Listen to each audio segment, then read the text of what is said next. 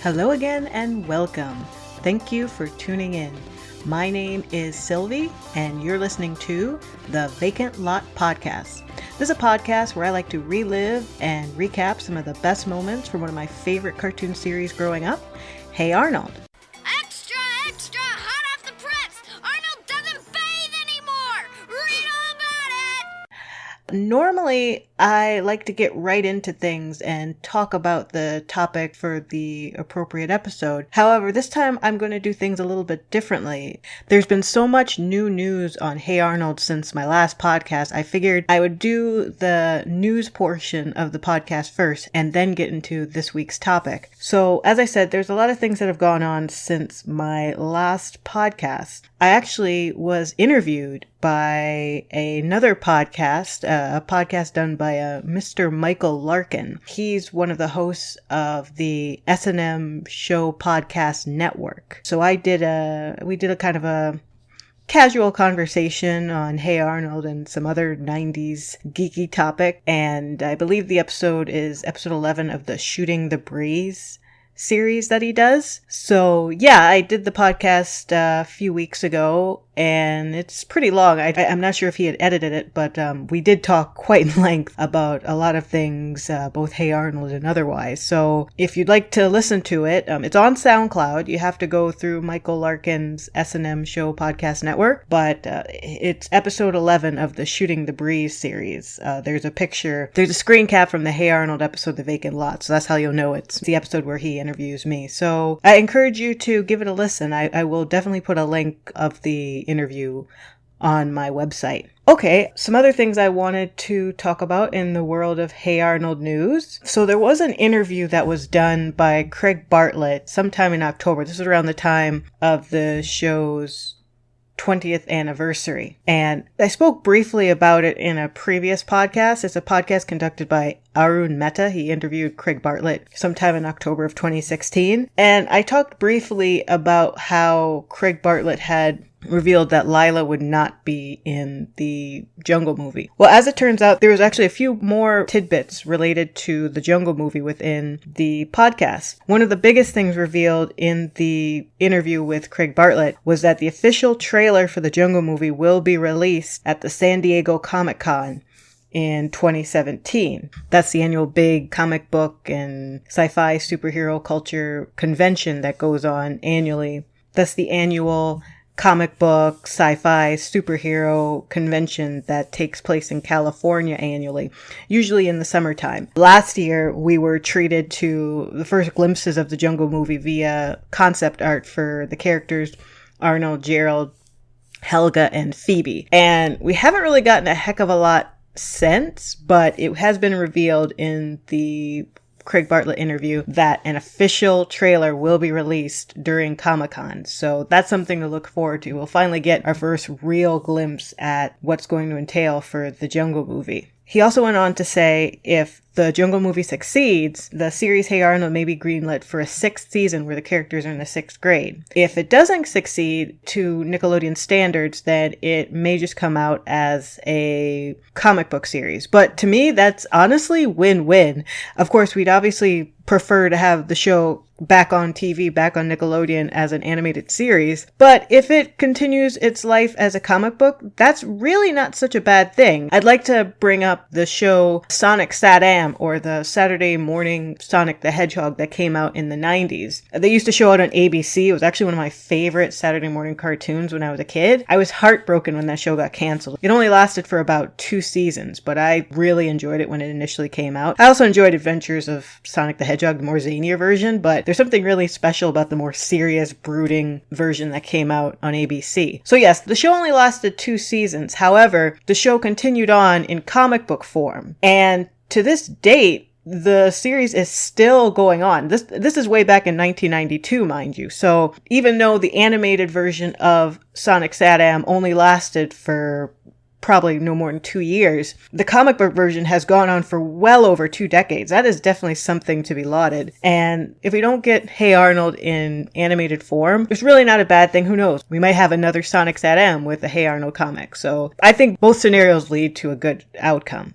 Also, another interesting thing, Not to get too political, but as of last week, there seems to be a lot of murmurings and going-ons in the United States shortly after the inauguration of their new president, Donald Trump. Something that went on shortly after the inauguration was a grand-scale women's march. And this march took place not only in the United States, but all over the world. In fact, here in Toronto, there was a women's march taking place in solidarity for all the other marches that were taking place on that day. Interesting doodle showed up on Craig Bartlett's Instagram around the same timeline as the march. It's simply a picture of Helga yelling "March, football head," and it's not too hard to put two and two together what that doodle implies. I admire Craig Bartlett for taking a stand on what he believes in and voicing his support for the Women's March. I'm a little disappointed in some of the people who commented, however. I did a quick scan of the Instagram of that doodle, and a lot of people were getting excited for the wrong reasons. A lot of people were like, oh my god, there's going to be new details on the Jungle movie in March. So yeah, I guess if you're not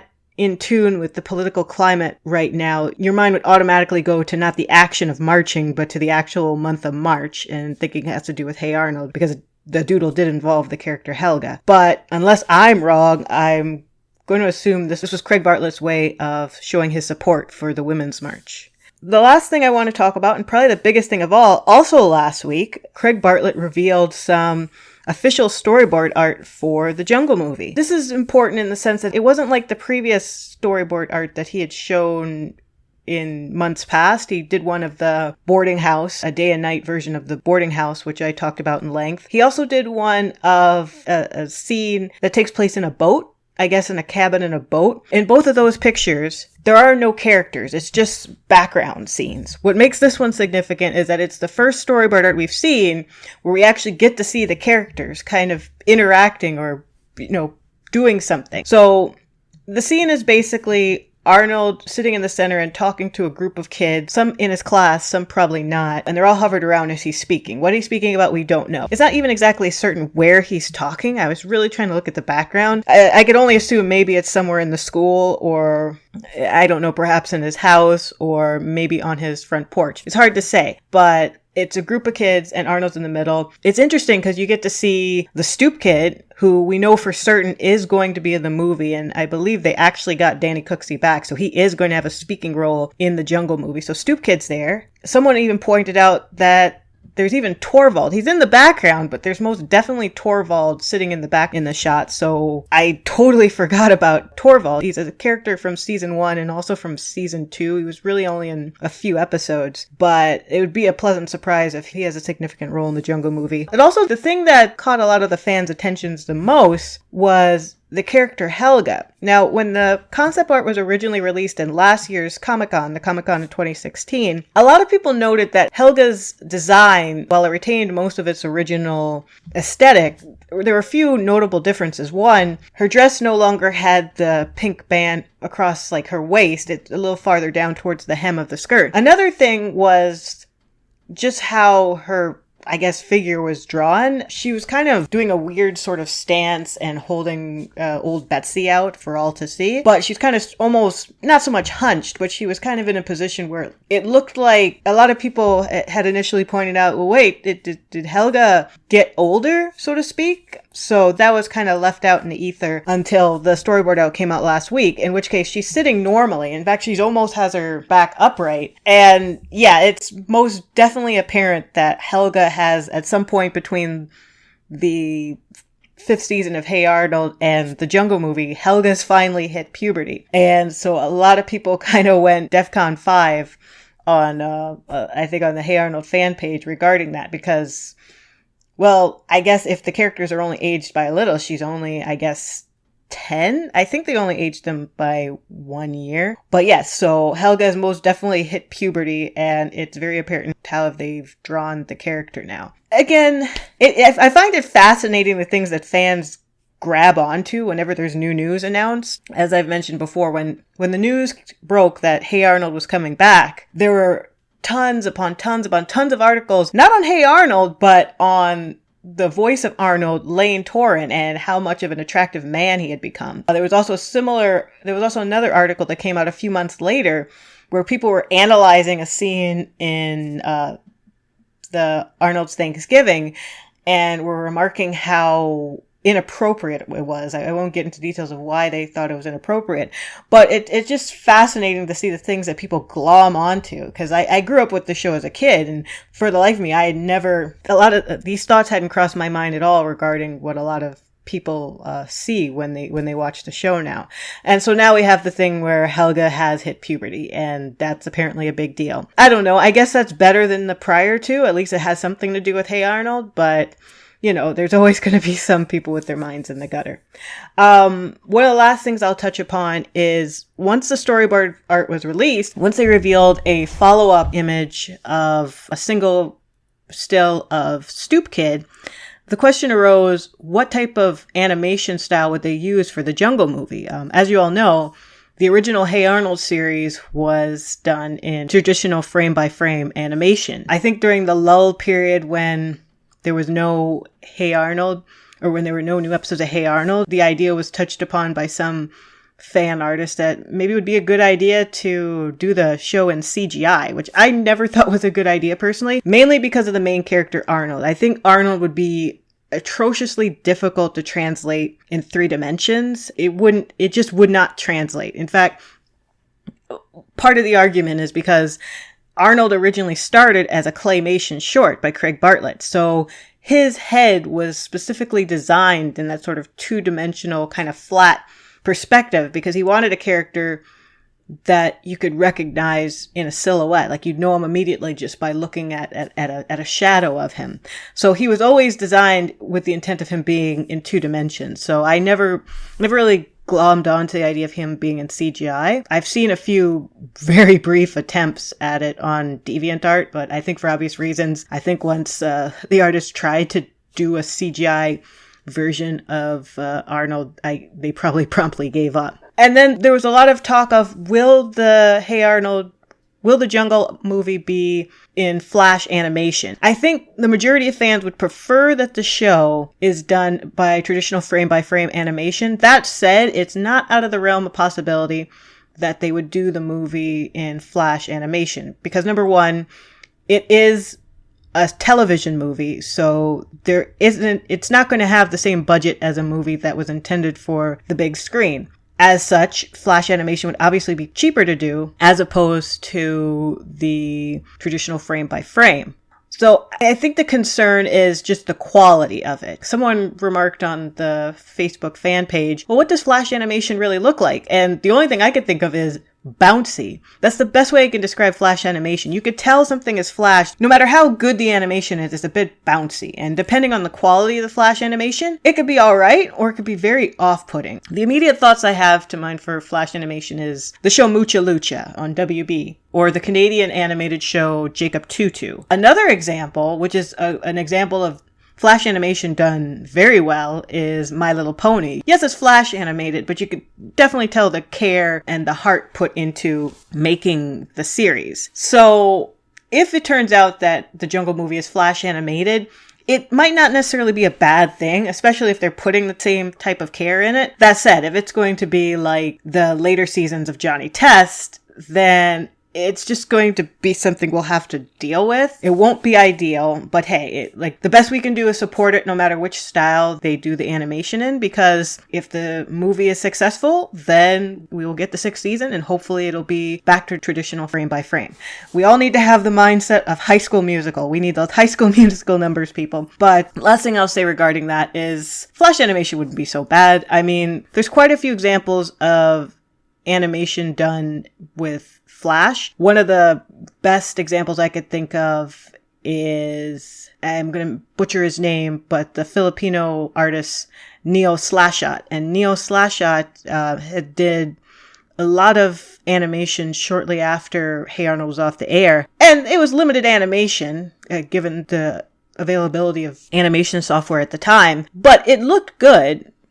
So, yeah, I'm just going to go in with optimism. If it's Flash animation, I'm going to hope it's the best that they can do. And should the series get picked up for a 6th season, then I hope we're looking at a frame-by-frame animated 6th season. Okay, so now let's return to our regularly scheduled podcast. So today I wanted to get back into the swing of things with talking about characters from Hey Arnold. I believe previously we've talked about the character Arnold and we've talked about the character Helga. I'd like to talk about more characters within the series itself. So today's topic will be Gerald. Who is Gerald? Gerald is Arnold's tall-haired best friend. He's well known for his very high hairstyle and his red number 3 shirt. He's the middle child in a family of 5, the Johansson family. We have the mother, the father, and we have Gerald's older sibling, Jamie-O, and his younger sibling, Timberly. He is known as the keeper of the tale, aka the storyteller for many of the city's urban legends, as we've seen in episodes such as The Stoop Kid, Wheezing Ed, Big Caesar, and Pigeon Man. He has a friend/informant by the name of Fuzzy Slippers, who we never actually see in the series, but is referenced more than once throughout the show. I believe he's mentioned in Cool Jerk and at least one other episode that escapes me right now. In my headcanon, I'd like to think that Fuzzy Slippers is actually one of the brothers of Susie Carmichael from the Rugrats. It makes no sense, but maybe because I was watching Rugrats around the same time, I always pictured him to look like either Edwin or Buster and just have these fuzzy slippers.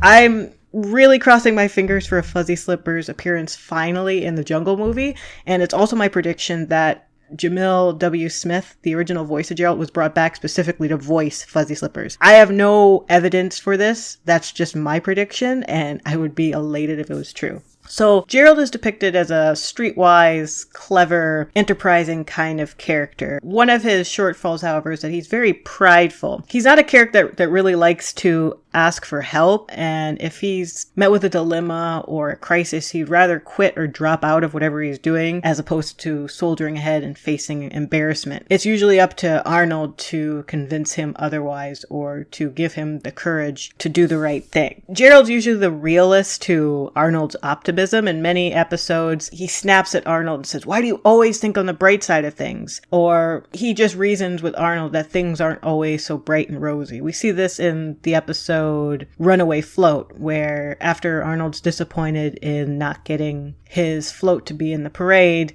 Gerald says it's art versus commerce and commerce always wins. So he tries to give a sort of bit of realism to some of Arnold's daydreams and fantasies, but not in a malicious way, just in a way to make sure that Arnold's feet sometimes land on the ground. So interesting thing about Gerald, a lot of his episodes deal with actual life lessons, like things that most kids would learn probably around that age or even just a bit older. They're very actual valuable life lessons. This is in contrast to some of the more fantastical storylines that you'd see with a character such as Sid or Stinky. They're very, very down to earth, but very relatable. And that's something to be admired about the Gerald episode. So if you haven't already figured it out, in this podcast today, I'll be talking about my top 5 favorite Gerald episodes. The only real parameter for this is Gerald has to be the main character. There are some episodes that Gerald plays a big role, but Arnold does too in an equal fashion. And I'd like to talk about those type of episodes in a separate show, but today's deal mostly with episodes that center specifically around Gerald. So there's no real order in how I list the Gerald episodes. And again, this is just my opinion on what I think are the best Gerald episodes. If you agree with me, great.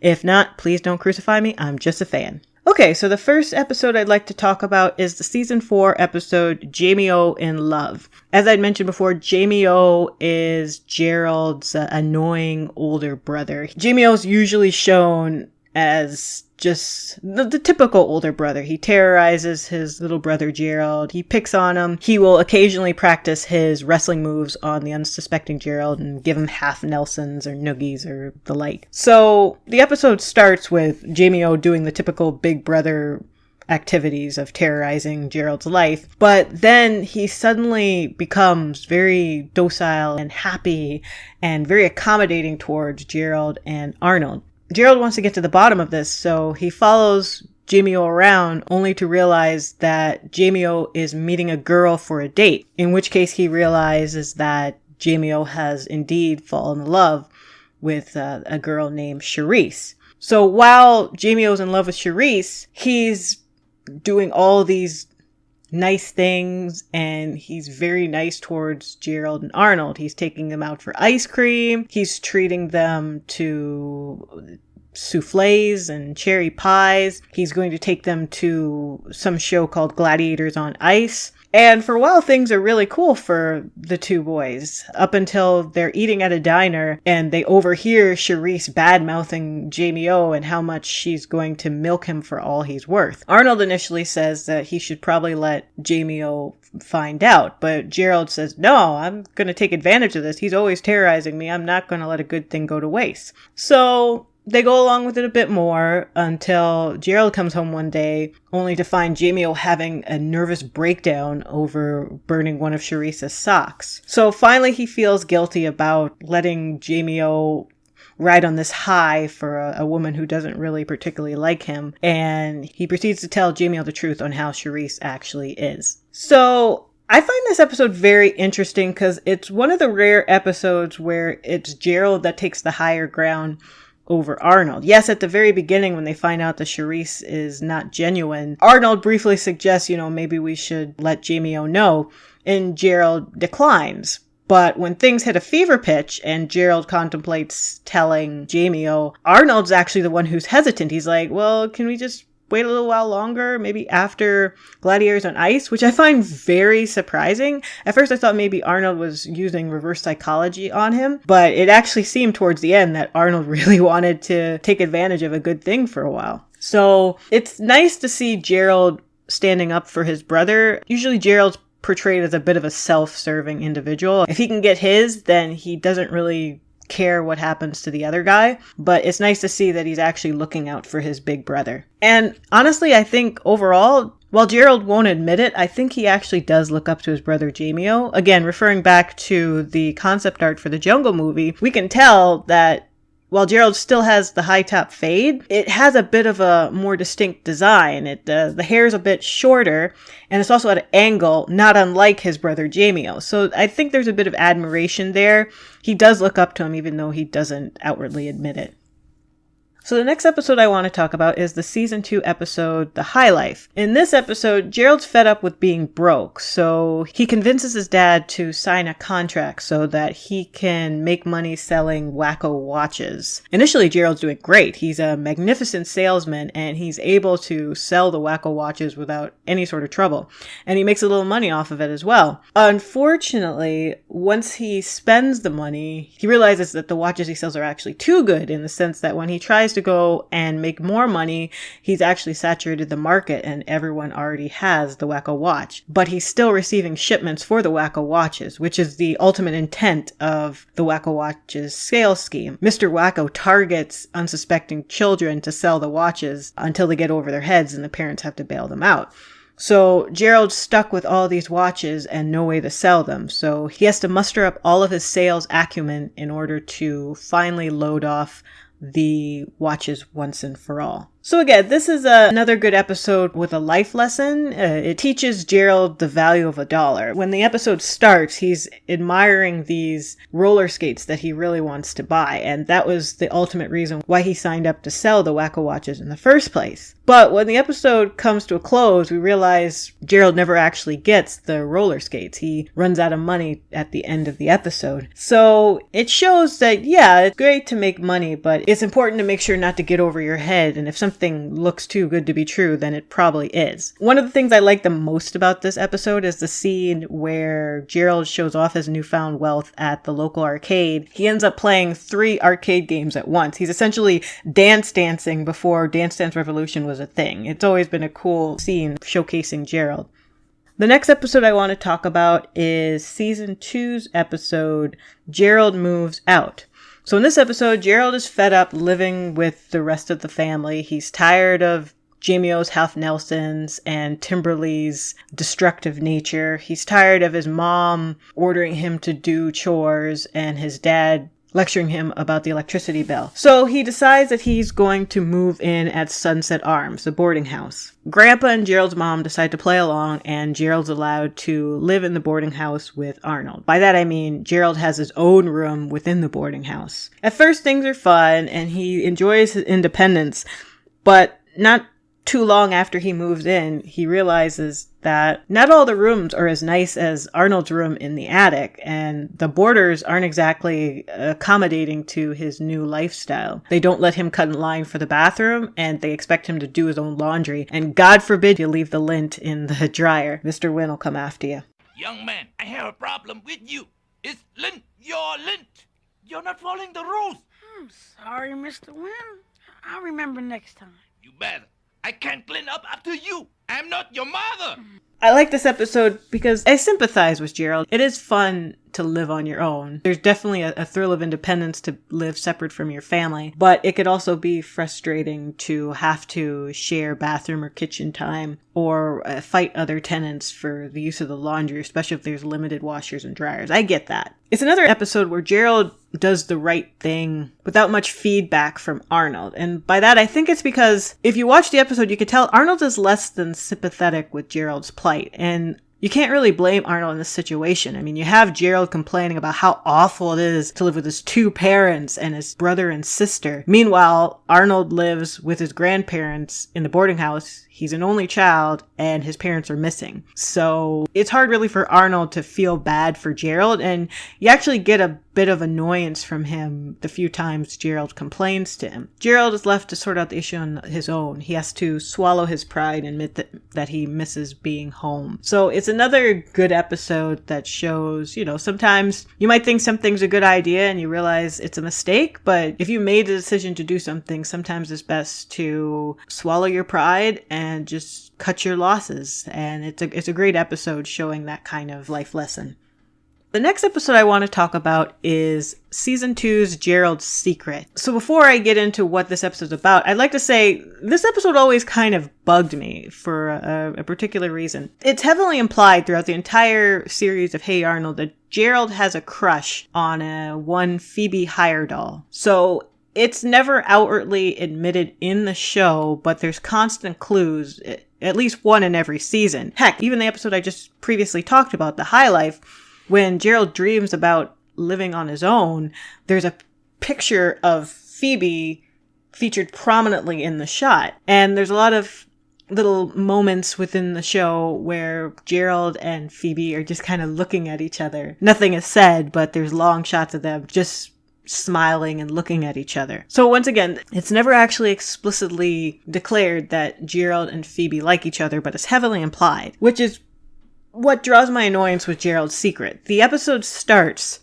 with Gerald running into his friends. They've all signed up to do this 10K bike-a-thon for world peace, in which case Gerald shows little interest and quickly leaves the group. Arnold is suspicious, so he goes and he follows Gerald to his house. Gerald said he was painting, but in fact, when Arnold reaches the house, Gerald's sitting in the living room watching what almost looks like to be a romantic soap opera. So Arnold calls him on it, and Gerald says, I'm going to tell you the secret, but you must promise not to tell your grandma, your grandpa, or any of our friends. So it's really hyped up to the point it's like, oh my god, this is it. Gerald's going to admit that he has a crush on Phoebe. But no, that's not it. In fact, the whole plot of the episode is Gerald doesn't know how to ride a bike. And that's the plot. It's not a bad plot. In fact, the episode itself is good, but that always kind of annoyed me about this episode. There is actually one other episode similar to that does kind of the same sort of tease, which I won't get into here. Another episode, I promise you. But yeah, that's my issue with Gerald's Secret. Still a good episode, but I just wanted to get that out of the way. So yes, the basic premise of Gerald's Secret is Gerald does not know how to ride a bike. He attempted to learn when he was little, but had a traumatic experience on a very tall hill, which forced him to forget everything and was never able to learn since. So Arnold convinces him to practice in secret at a tire alley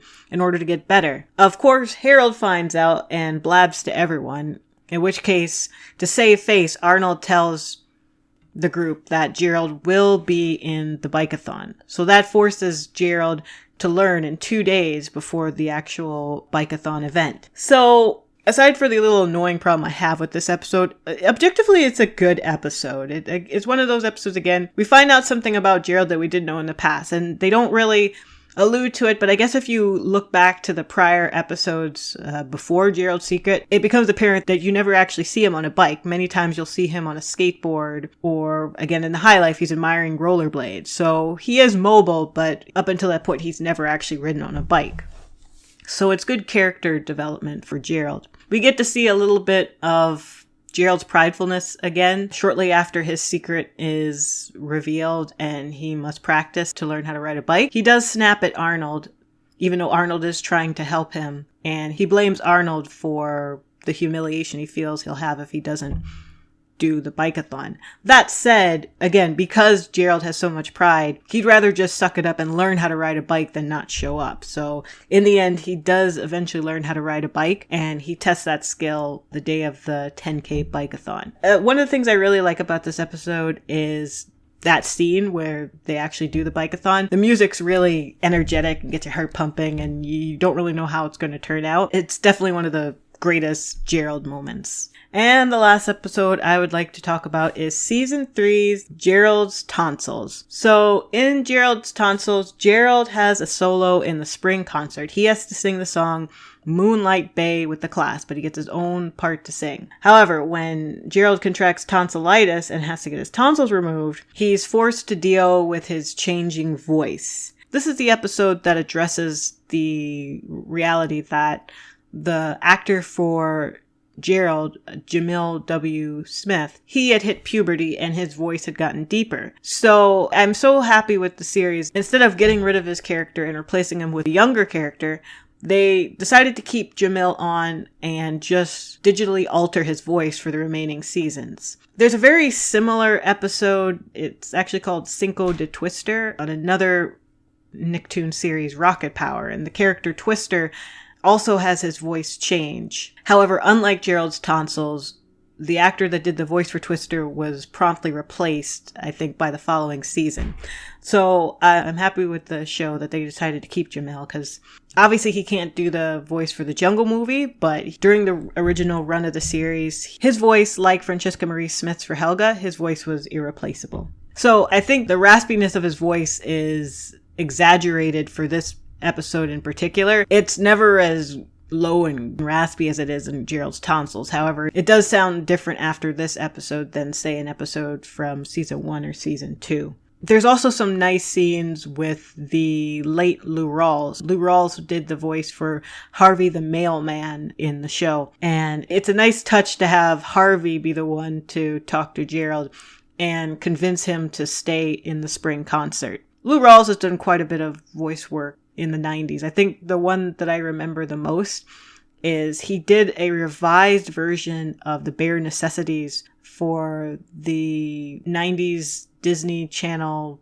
animated series Jungle Cubs. I'm sure he's done a lot more, but that and his role as Harvey the mailman were my distinct memories of his work. But he shall be missed. I'm sad that Lou Rawls has since passed and will not be reprising his role in the Jungle movie. I'm not sure who they got for Harvey, if he's even going to be in the movie at all. But it's simultaneously a good Gerald episode, but also a good one that showcases the voice talents of Mr. Lou Rawls. So he will be missed. And okay, that's it for today's show. Thank you so much for listening. If you enjoy the podcast, I invite you to subscribe to the show on iTunes. This is the Vacant Lot Podcast. You can also listen to the show on Stitcher, on Podbean, on Google Play, and on TuneIn. If you wish to follow me on Twitter, just go to @VacantLotShow. That's where you can find me. I also have a Facebook page, the Vacant Lot Podcast. If you want to speak with me directly, you can go on the website vacantlotpodcast.com and leave me a message, or you can send me a direct email at thevacantlotpodcast@gmail.com. So that's it for today. Thank you so much for listening. Bye-bye.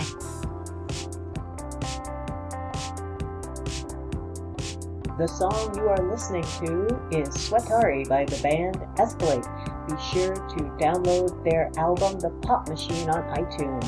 That's the band Escalate, ESCALATE !